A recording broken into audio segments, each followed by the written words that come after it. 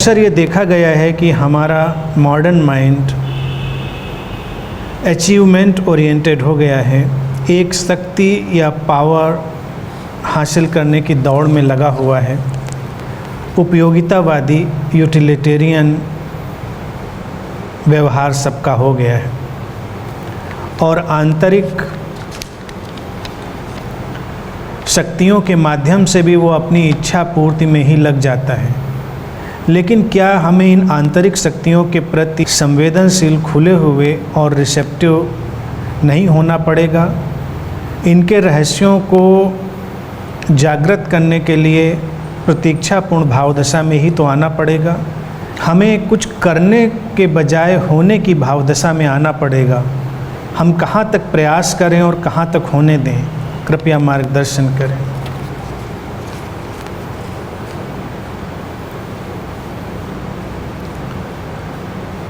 पहली चीज़, शक्ति की लालसा या दौड़, उसको समझना होगा। एक आध्यात्मिक व्यक्ति जब सचमुच में अपने स्वभाव की तरफ लौटता है, अपने स्वरूप की तरफ लौटता है, तो वो शक्ति की या पावर की व्यर्थता को, फ्यूटिलिटी को जान चुका होता है। जब तक व्यक्ति के लिए शक्ति की आकांक्षा है, तब तक वो सही अर्थों में आध्यात्मिक व्यक्ति नहीं होता। शक्ति हमेशा है, हम उससे ही संचालित हैं, हम उसी में सांसें ले रहे हैं। उसको अतिरिक्त अलग से पाने की कोशिश एक प्रकार की विक्षिप्तता ही है, और ये हमारी इन्फीरियरिटी से पैदा होती है। और हर इन्फीरियरिटी या सुपीरियरिटी पैदा ही तब होती है जब हम अपने अंदर अपनी समझ को स्पष्टता देने से दूर हो जाते हैं। अगर समझ में स्पष्टता है, अंडरस्टैंडिंग क्लियर है, तो ना तो इन्फीरियरिटी है ना सुपीरियरिटी है। हम बस वैसे ही हैं जैसे हैं, ना कम ना ज़्यादा, ना ऊपर ना नीचे। लेकिन मनुष्य मन की जो यात्रा है वो तुलनाओं से चलती है। अच्छी भी है, और अगर संभले ना तो वही सबसे ज़्यादा घातक भी है। अगर हम पूरी प्रकृति में देखें तो कोई भी पशु पक्षी शायद ही तुलना करता हो, क्योंकि उनके पास तुलना करने वाला मन नहीं है। तो हम ये उदाहरण नहीं दे सकते कि वो जैसे हैं वैसे हैं बिना किसी तुलना के, क्योंकि उनके पास अभी वो घटना नहीं पैदा हुई है जिसे हम मन कहते हैं। मनुष्य के पास मन पैदा हुआ, मन पैदा हुआ तो मनुष्य बना, और इसका जो प्रभाव है या इस मन के माध्यम से जो यात्रा है, उसमें सारे रंग आएंगे, उसमें सारे उतार चढ़ाव आएंगे। मन मौलिक रूप से हमें तुलनाओं में ले जाएगा, हमको विभाजन में ले जाएगा। लेकिन ये विकसित होने की एक यात्रा है कि अगर हम तुलनाओं और विभाजन को स्वस्थ ढंग से देख पाएँ, तो वो हमारे लिए विकसित होने का एक माध्यम भी बन सकते हैं। जैसे कि अगर हमको ये दिखे ही ना कि क्या श्रेष्ठ है और क्या अश्रेष्ठ है, एक श्रेष्ठ और अश्रेष्ठ दिखना निंदा के ढंग से और एक तथ्य की तरह से। तथ्य और मानसिक विश्लेषण, बस इसका ही सारा अंतर हमको समझना है। ऐसे तो हम निश्चित रूप से ये बात कहते हैं, और वास्तविकता वही है कि nothing is lower and higher. लेकिन तथ्य के रूप में हमको ये बात जाननी ही पड़ेगी कि कुछ लोअर है और कुछ हायर है। अगर तुम ऊपर जाना चाहते हो, किसी शिखर पर चढ़ना चाहते हो, तो अगर तुम ये मानकर बैठ जाओ कि जो शिखर में है वही घाटी में है, तो क्या चलना, तो तुम कभी नहीं चलोगे। चलोगे तो तुम तभी जब तुम ये जानोगे कि कुछ ऊंचाई पर है। मनुष्य का मन ये देखने की क्षमता रखता है, बाकी तो पशु पक्षी बस चलते चले जाते हैं, जहाँ पहुँच गए वहाँ पहुँच गए। आध्यात्मिक धरातल पर यह बात भी तुमसे अक्सर कही जाती है कि बस बहो, अस्तित्व जहाँ ले जाए वहाँ पहुँचो। तुमको लगता है ये तो बात बिल्कुल ठीक है, फिर हमको प्रयास क्या करना है? ये उधेड़ बुन, ये विरोधाभास हमको बहुत साफ साफ समझ लेना चाहिए। केवल मनुष्य के पास ही ये दोहरी क्षमता मिली है कि वो अस्तित्व के साथ बह भी सकता है और अपने चुनाव भी कर सकता है।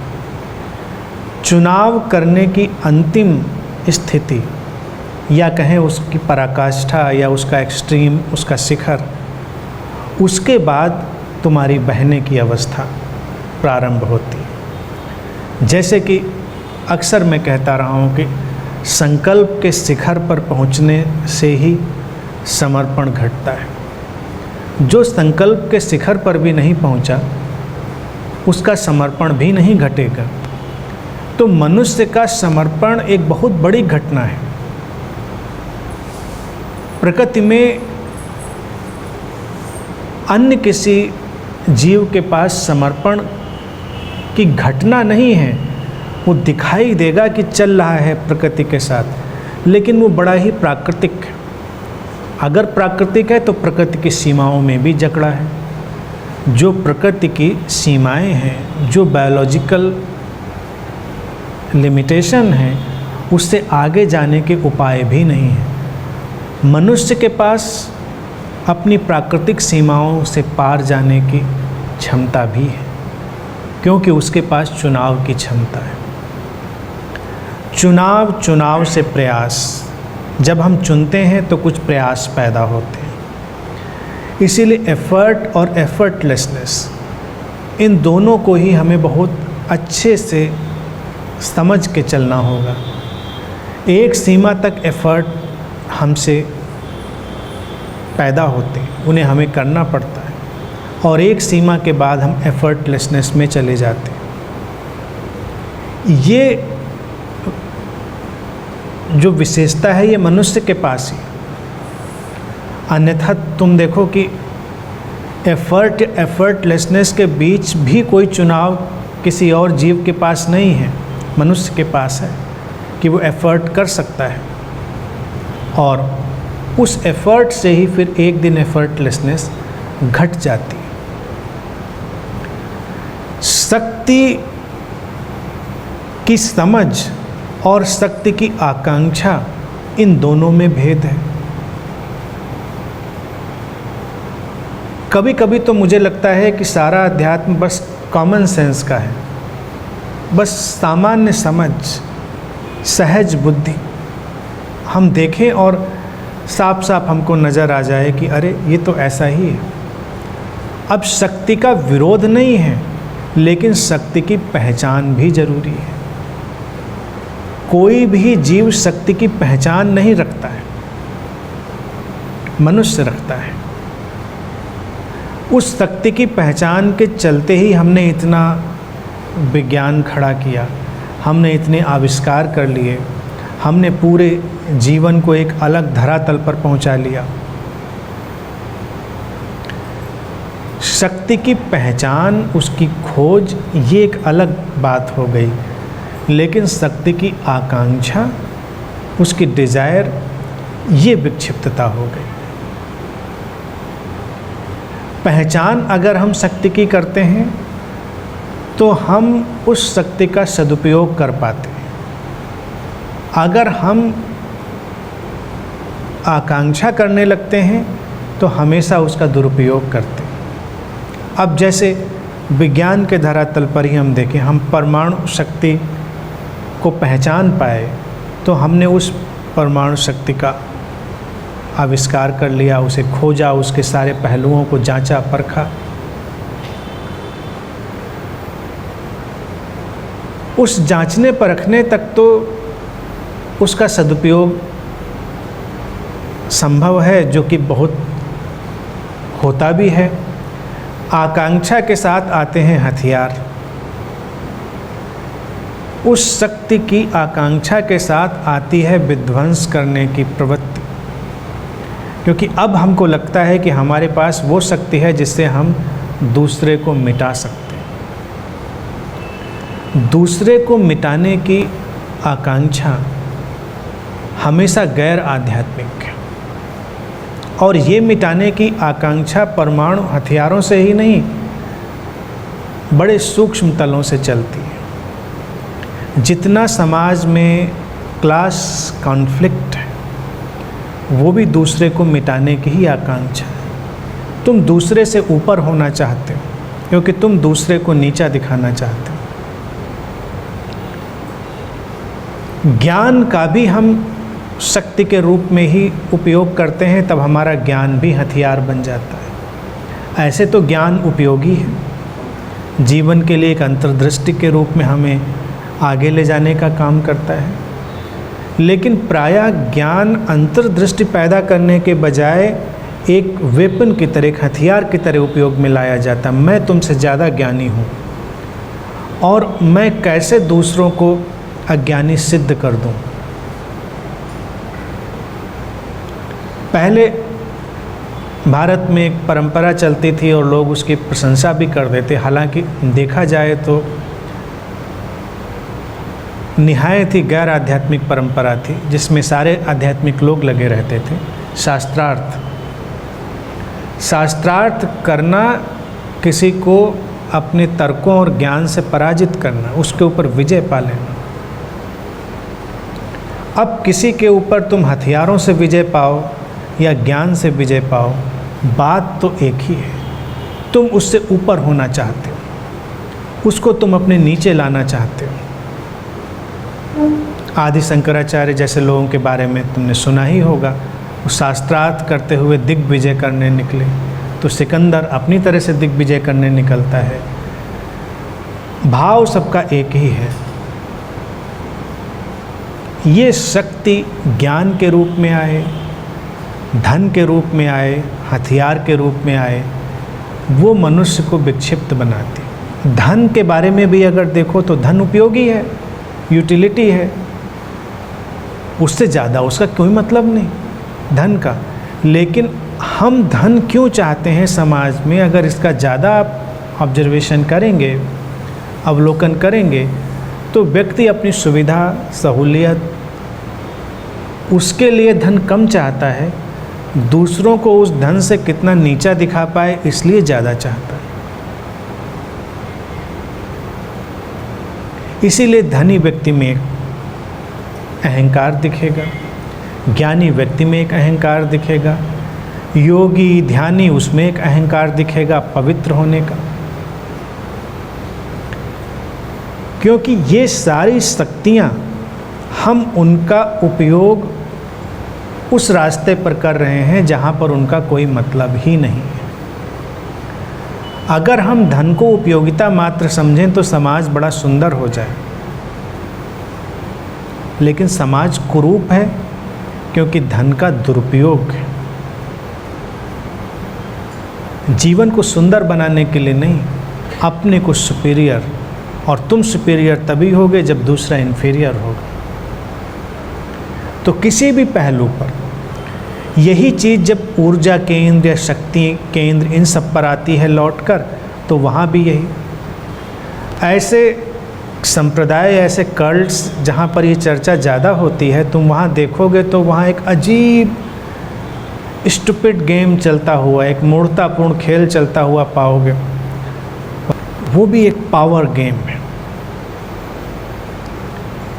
स्पिरिचुअलिटी पावर गेम से बाहर हो जाना है, लेकिन इस छोटी सी बात को आज तक कोई समझा नहीं।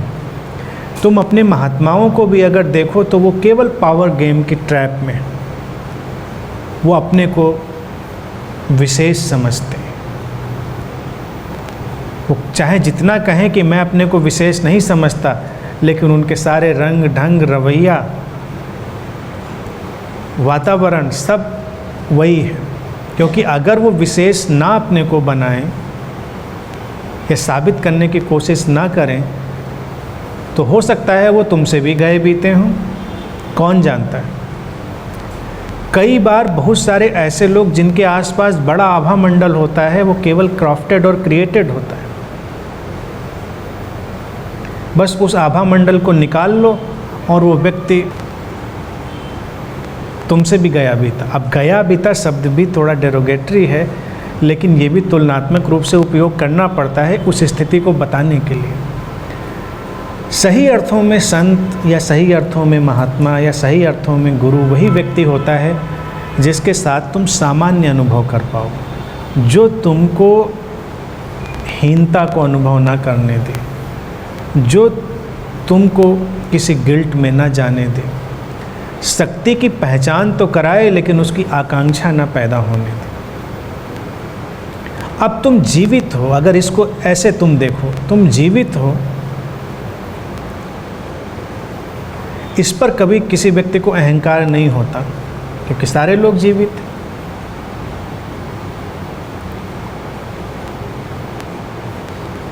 लेकिन कभी कभी कोई व्यक्ति एवरेज बीमार लोगों के बीच पहुंच जाए, जो उसके आसपास के लोग हैं जो औसत रूप से ज़्यादा बीमार हैं और वो उनके बीच ज़्यादा स्वस्थ है, तब उसका अहंकार जागना शुरू हो जाएगा। तब उसका जीवित होना भी उसके लिए एक वर्च्यू बनने लगेगा, एक शक्ति बनने लगेगा, तुलना पैदा होगी और उससे एक विकृति और अहंकार पैदा हो जाएगा। शक्ति केंद्र जिनकी बात होती है ध्यान या अध्यात्म में, वो भी जीवित होने जितने ही सामान्य हैं। चमत्कारिक तो बेशक है, मिरेकुलस हैं, लेकिन मिरेकुलस या चमत्कारिक का मतलब ये नहीं होता वो असाधारण है। हम देखते हैं ये भी तो चमत्कारिक ही है।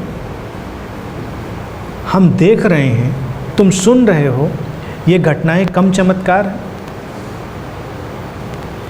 इसी तरह से अगर क्लेयरवायंस, क्लियर ऑडियंस घट जाए किसी के पास तो उसमें क्या चमत्कार है? बस उसकी सुनने और देखने की रेंज बढ़ गई। रेंज बढ़ गई तो इसमें कौन सी खास बात है, लेकिन हम उसको खास बनाना चाहते हैं। ये मनुष्य की पीड़ा, मनुष्य की यही है। वहीं पर सारी दुविधा खड़ी होती है। और अगर एक बार इस दुविधा को, इस कॉन्फ्लिक्ट को हटाया जा सके तो एफर्ट और एफर्टलेसनेस की जो व्यवस्था है वो बहुत स्मूथ हो जाती है। आकांक्षा के साथ किए गए एफर्ट बहुत तनाव लाते हैं और समझ के साथ किए गए एफर्ट एफर्टलेसनेस में जाने का बस एक जरिया ही होते हैं। जैसे कि तुम किसी नदी में तैरने के लिए छलांग लगाने वाले हो, सारा एफर्ट ही है, तुम्हारा ज्वाय है, तुम चल के जा रहे हो, तुम थोड़ी ताकत इकट्ठी करते हो, एक छलांग लेते हो, तुम जाकर पानी में गिरते हो, फिर पानी तुमको संभाल लेता है। उसका जो फोर्स है वो तुमको कोऑपरेट करने लगता है, तुम्हारे लिए तैरना आसान हो जाता है, तुम एफर्टलेसनेस में आ जाते हो। पहले एफर्ट था। तो ऐसे ही जीवन में जितने भी काम हैं जॉयफुल्ली एक सीमा पर एफर्ट और दूसरी सीमा पर एफर्टलेसनेस में चले जाते हैं। कोई मुश्किल नहीं होती। अगर तुमको कोई बात ही समझनी है, दो रास्ते हैं इस चीज़ के, इस पर कभी ध्यान देना। अक्सर तुम सुनोगे कि बहुत बड़ी इंसाइट्स, बहुत बड़ी क्रिएटिविटी एफर्टलेसली घटती हैं। बेशक एफर्टलेसली घटती हैं, लेकिन उनके लिए थोड़ा सा एफर्ट इग्नाइट करने का। अगर तुमने किसी विचार पर सोचना ही प्रारंभ किया तो तुमने एफर्ट की शुरुआत करी और फिर एफर्टलेसनेस की जोन एक्टिव हो जाती है। इसीलिए जो लोग कभी कभी क्रिएटिव लोग हैं वो प्रयास करते हैं तो वो देखेंगे एफर्टलेसली बहुत ज़्यादा क्रिएटिविटी उनके अंदर से घट जाती है। आम व्यक्ति को कभी इक्की दुक्की कोई चीज़ आई तो यहाँ पर क्या चीज़ समझ में आने वाली है। अब जैसे मान लो कोई चिंतक है या कोई कवि है या कोई पेंटर है, तो शुरुआत में तो वो कुछ सोचने की, कुछ लिखने की, कुछ क्रिएट करने की कोशिश कर रहा है बस, और फिर वो दरवाजे खुल जाते हैं और अपने आप आती रहती हैं चीज़ें। किसी भी चीज़ पर हम जब थोड़ा प्रयास करते हैं तो उस थोड़े प्रयास के बाद अस्तित्व का जो बहाव है नदी की तरह एफर्टलेसनेस में ले जाने वाला, वो हमको ओवर पावर कर लेता है। ध्यान में भी यही बात है। ध्यान बिल्कुल एफर्टलेस घटना है, लेकिन अगर कोई ये सोचे कि ठीक है फिर घट जाएगा, हम पड़े रहते हैं ऐसे, तो हो सकता है जीवन भर में ना घटे, हो सकता है पूरी ज़िंदगी में एक आध ग्लिम्स घट जाए ध्यान की, क्योंकि ध्यान तो सहजता में ही आता है। लेकिन जो व्यक्ति ध्यान के लिए भी थोड़ा एफर्ट कर रहा है, और एफर्ट का मतलब उस पर विचार करना, इंटेंशन पैदा करना, उसके लिए संकल्प तय करना, उसके लिए कोई क्रिया करना, सब कुछ एफर्ट ही है। प्यास का होना, उस क्वेस्ट का होना भी एफर्ट ही है। तो जिसके अंदर वो प्यास होगी वो एफर्ट कर रहा है। जैसे तुम कहीं जाना चाह रहे हो, तुम्हारे अंदर प्यास पैदा हुई, तुम कुछ कोशिश कर रहे हो, फिर तुम्हारे लिए रास्ते खुलते चले जाएंगे।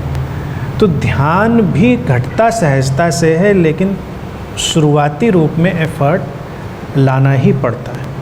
और एक बार जब बात समझ में आ गई कि ये ऐसा ही था और वो घटना टिक गई, फिर वो घटती रहती है।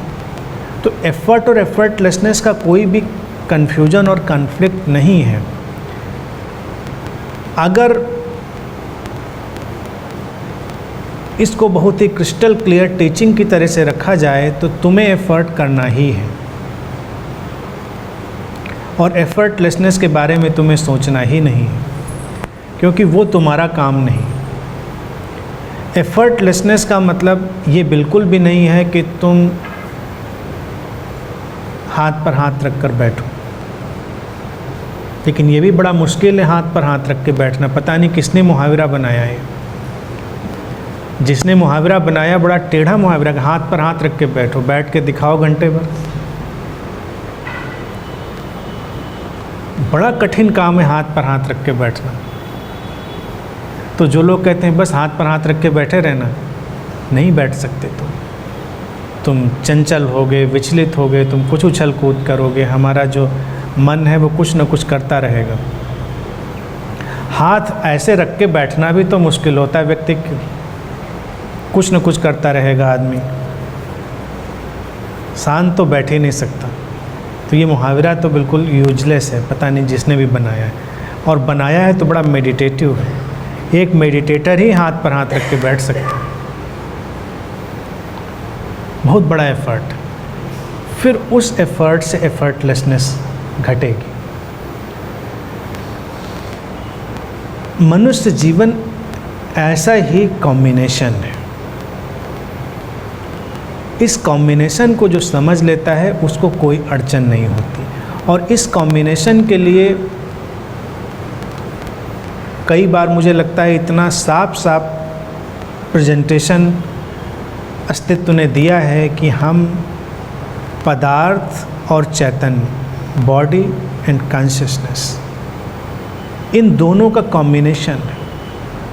और इस कॉम्बिनेशन को जानने के लिए एक जो घटना हमारे अंदर है माइंड के नाम से, वो बड़ी महत्वपूर्ण है।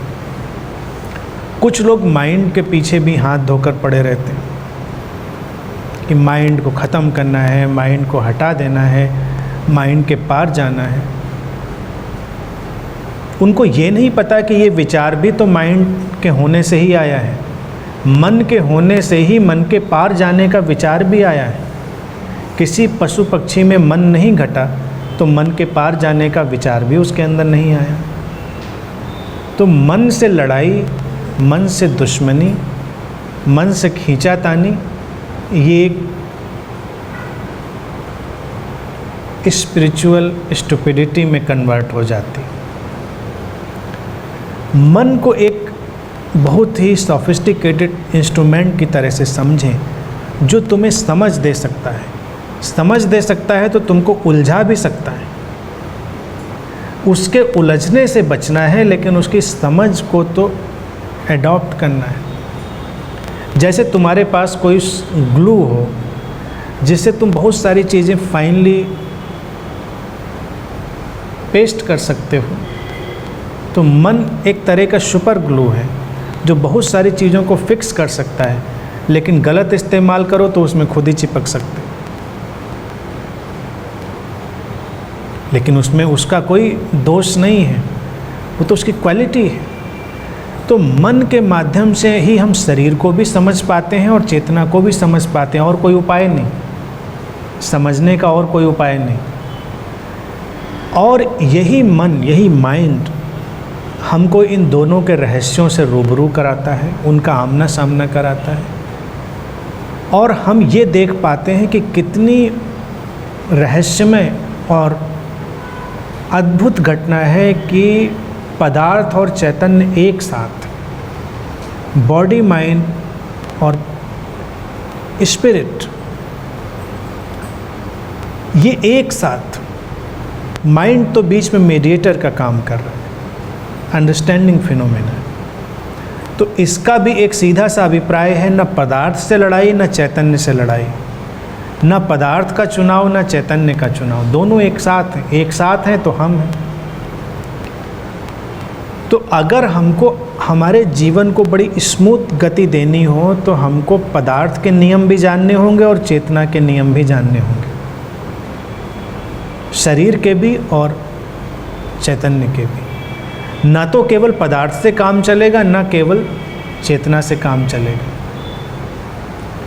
क्योंकि अगर तुम्हारा शरीर बीच से हटा लें तो बात ही खत्म हो जाएगी।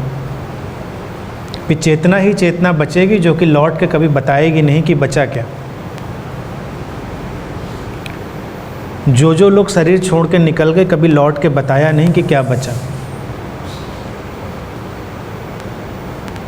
हम कयास लगाते हैं कि ये बचा होगा, और उस कयास लगाने के लिए भी हमको बॉडी चाहिए होती है। तो शरीर तो अपने में बहुत महत्वपूर्ण हो गया, लेकिन शरीर केवल महत्वपूर्ण नहीं है। अगर उसमें से चेतना हट गई तो शरीर भी बेकार।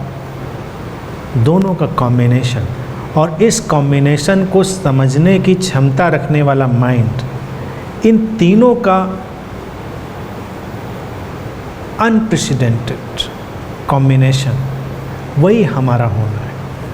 तो जो करने से होने की बात पूछी है कि करना ज़्यादा ज़रूरी है या होना ज़्यादा ज़रूरी है, ज़रूरी कुछ भी नहीं है, ज़रूरी है समझ। क्योंकि करना भी रहेगा और होना भी रहेगा, दोनों रहेंगे। कोई कहे कि बिल्कुल होना ही होना हो जाओ, करना ना रहे, stop every doing and simply remain as a being, वो संभव नहीं होगा।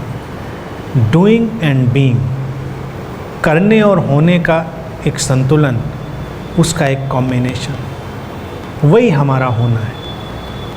और इस चीज़ को जितनी सहजता से जो समझता है, वही अपने होने की एक सिद्धावस्था में हो जाता है, कोई अड़चन नहीं।